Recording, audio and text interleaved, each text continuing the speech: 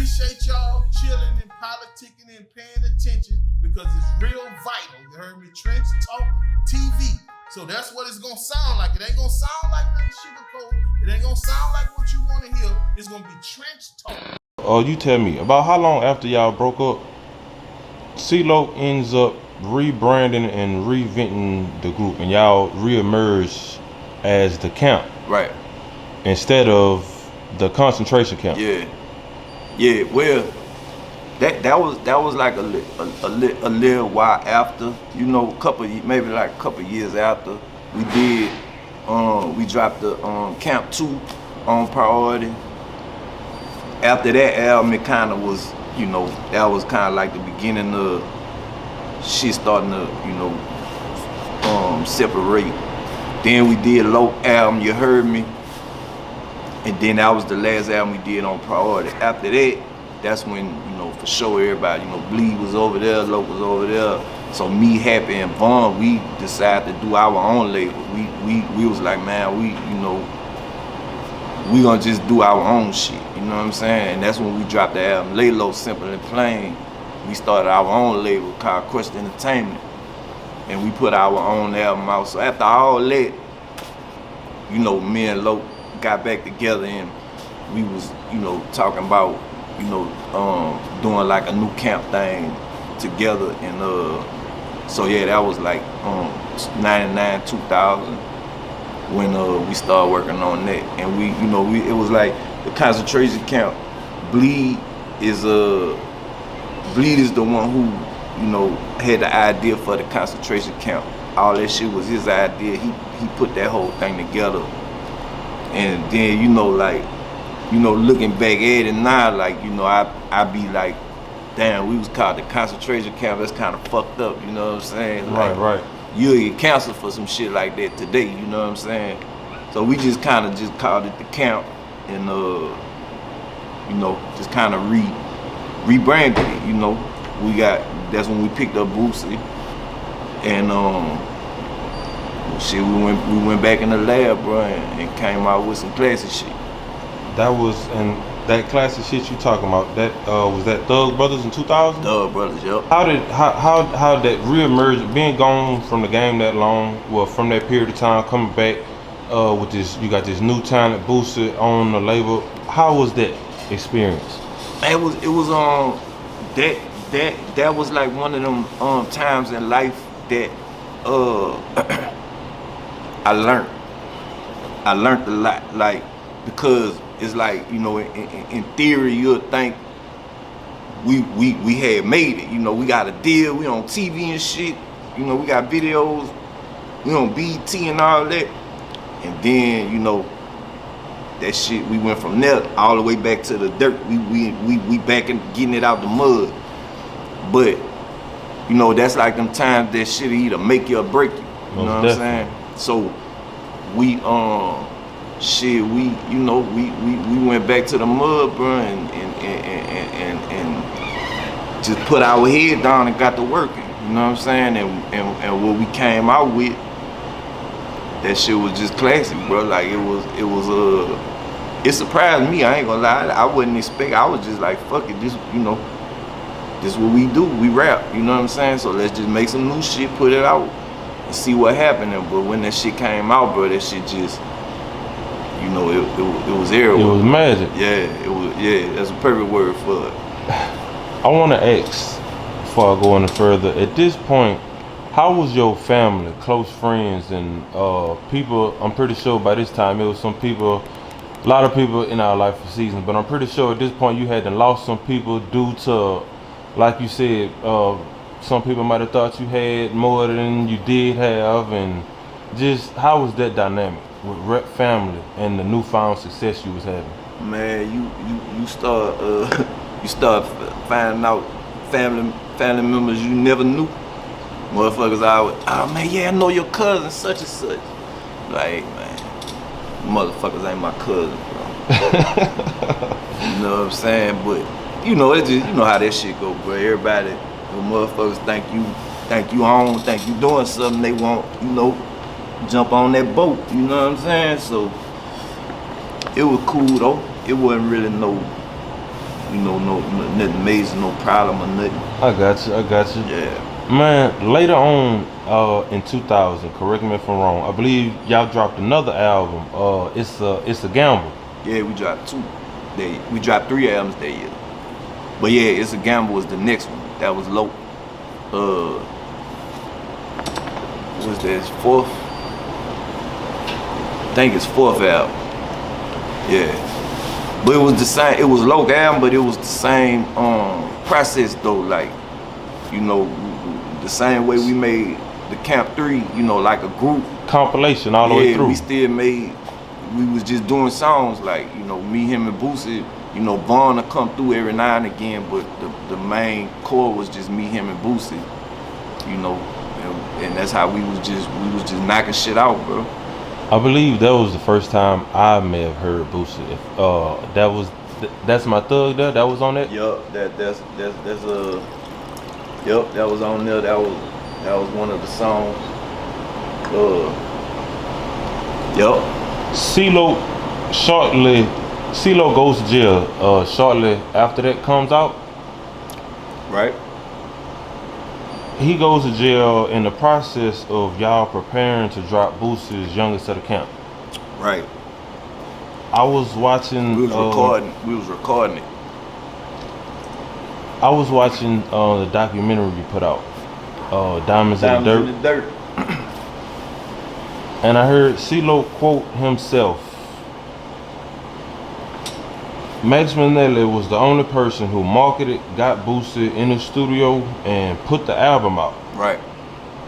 For me, being a 90s baby, I never would have thought, I never heard, it just never dawned on me. And right. Again, like you said, you were doing jobs like A&R and yeah. semi-managing, yeah. just called to duty wherever you need. Yeah. Man, how was it being a part of that? It was dope, bro. You know, kind of just like you said, go back to what we was talking about earlier, like I was doing shit. By that time, though, I kind of knew what the fuck I was doing. Like, you know, I knew how important the shit that I was doing was. And by him being in jail, you know, it's like, fuck, if I don't do it, who gonna do it? You know what I'm saying? So, we might have had like a half an album done. So I had to get Boosie we went to Houston, cause you know, with Boosie we gotta take him out the hood, cause he gotta get him out the environment to get him to work. Yeah, we had to take him out the hood and shit, get him somewhere else where he could just focus on that. So yeah, I took him. We went to Houston for it took us like a week and a half or something, and we just knocked out the rest of the songs. And shit, that was it, bro. I got it mastered, mixed, mastered, got the artwork and shit done. And, you know, I quarterbacked that shit all the way to the finish line, bro. You know what I'm saying? Man, Trench Talk TV appreciates you finishing what y'all started and putting that right. classic album. Right. And then, like you say, too, for when that motherfucker come out and just, you know, that bitch like a phenomenon, it make you feel good too, to know like, man, if I wouldn't have stepped up and you know, saw that through, you know, ain't no telling what it would have been. You know what I'm saying? I mean, I know Boosie was gonna be great regardless, so he was gonna find a way. But I'm just saying, the way it went is the way it went. We're getting. I got a question. I'm gonna stop you right there. Right. C-Loc in jail, and right. this is a fan question. Right. C-Loc in jail, you had to put the play together, put that out. In your opinion, do you feel like it's still a TRILL entertainment as we know it today if C-Loc don't go to jail? Man, that's a good question, bro. As we know it today, probably not. But they had TRILL entertainment before Loc went to jail. Cause most definitely. Yeah, cause like a lot of people don't know, like me and Bond was gonna sign with TRILL Entertainment. Laylo, the group, we was signing with TRILL Entertainment like before, you know, before Boosie even came into the picture, you know what I'm saying? Like, we was fucking with Turk and Mel. So I'm pretty sure it would be a TRILL Entertainment, but like the TRILL Entertainment we know now, if Loc didn't go to jail, I don't know. I don't think it would look like what it look like, because I mean, fuck, if Loc wouldn't have went to jail, bro, like I believe we would have been like, you know, Cash Money level. You know it was a pivotal time for a pivotal piece of work. Right, cause like labels, you know, labels was calling trying to sign us and shit at that time. You know what I'm saying? C-Loc being in jail, that album out. How was that? How you was taking that mentally, internally, with that weight on your back? It wasn't. I ain't even see it like that, bro. I just saw it like shit. Man, nigga, one way or the other. This what I do. You know what I'm saying? Yeah, I ain't see it like, you know, no pressure or nothing. You know what I'm saying? I just saw it like fuck, like Loc in jail. So I mean, it's kind of like that was God way of showing me like this why, you know, I had you, you know, paying attention to what you was paying attention to. You know what I'm saying? So is it safe to say that's when you came up with the the wherewithal to go independent? Well, like I say, we had put an album out before independent. You know what I'm saying? The Lalo album. Right. So, but I mean, Loc was just like, man, you know, he didn't really know what the situation was gonna be, because he was like on paper and shit, and he had to back up time and all that. So, you know, he was just like, man, y'all, you know, whatever y'all feel like y'all need to do, you know, do it. I'm actually speaking to C-Loc coming home. To my knowledge, it was a lot of Max Minnelli. That was like the birth of a whole bunch of Max Minnelli albums. I know C-Loc came home. He dropped the. Well, I dropped my first album. Me and my hustle. He was still locked up. Gotcha. All right. As a matter of fact, I dropped 3 albums while he was locked up. Gotcha. But yeah, my first album, Me and My Hustle, that came out in 2001. So it was like we did Camp 3, Thug Brothers, we did C-Loc, It's a Gamble, we did Booster, Youngest of the Camp, then Max Minnelli, Me and My Hustle was the next album, you know, that came out. So that's what, and that's when, like, you know, Do Your Thug thing and all that shit was on that, you know what I'm saying? And that's, you know, it was just like the same shit. It's like, man, once we put that shit out, you know, that song, that bitch blew up, you know what I'm saying? It's like, so, and then it was kind of like more, the only difference between Loc being in jail at that time was the sound of the music, because he wasn't there to, like, if Loc would have been out, my album would have sounded different, you know what I'm saying? But by him being in jail, like, I was just able to totally take that bitch in the direction that I took it in, you know what I'm saying? So I'm sure, you know, the production probably would have been a little different and all that, but it would, you know, it just would, it all play out how it was supposed to, bro. Man, from 2000 on up to now, man, you've been dropping albums like you've been having a point to prove. Right. You probably gonna drop more albums than a lot of these. You putting in more work than a lot of major guys that I see. Yeah. Dropping songs like Do Something, Bad Nerves, If You Like It, Let Me Roll, Right. Somebody Loves Me, Louisiana Skies, I'm So On, Fresh to Death, and plenty more. Man, songs like that solidified, in my opinion, your being a pillar in this BR rap scene. Right. You feel like you get the credit you deserve, the acknowledgement you deserve, putting in all the work you done put in the last 20 years? Man, you know what, bro? I used to feel like I didn't, but now I feel like I do.